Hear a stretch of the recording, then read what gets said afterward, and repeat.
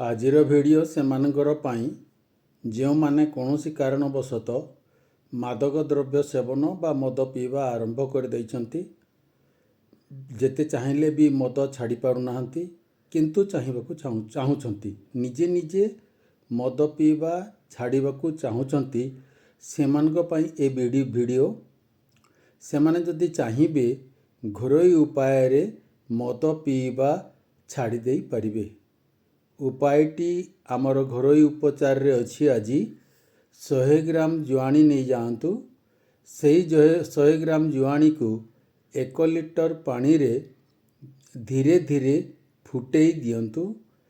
ଏହା ଫୁଟି ଯେତେବେଳେ 250 ଗ୍ରାମ ରହିବ, ସେତେବେଳେ ତାକୁ ବାହାର କରି ଛାଣି ଦିଅନ୍ତୁ ଏବଂ ସେହି ପାଣିକୁ, ଜୁଆଣି ପାଣିକୁ କୌଣସି ଗୋଟାଏ ସଫା କାଚ ବୋତଲରେ ରଖିଦିଅନ୍ତୁ ଏବଂ ଫ୍ରିଜରେ ରଖନ୍ତୁ।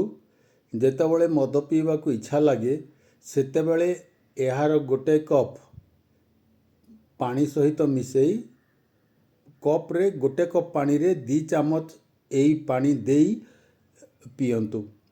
ଏମିତି କିଛି ଦିନ ନିୟମିତ ଭାବରେ କଲେ ମଦ ପିଇବାକୁ ଇଚ୍ଛା ଲାଗିବ ନାହିଁ।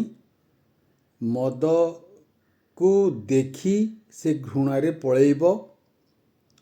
ଏହା ଆଚାର୍ଯ୍ୟ ନିଜ ଶାସ୍ତ୍ରରେ କହିଛନ୍ତି।